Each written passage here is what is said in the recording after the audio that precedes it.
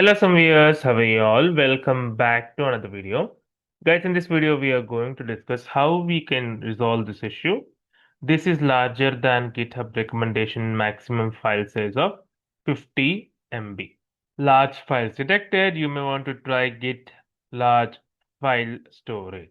How do you resolve this error, guys? In order to resolve this error, guys, try with this command brew install git-lfs.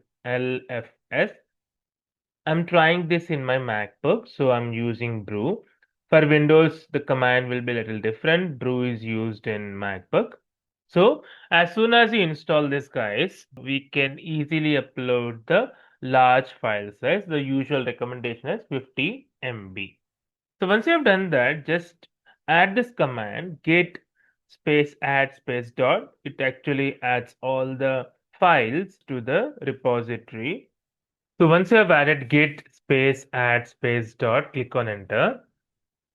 So it is not giving any error here because we have installed git-lfs large file size library. So that issue will not come.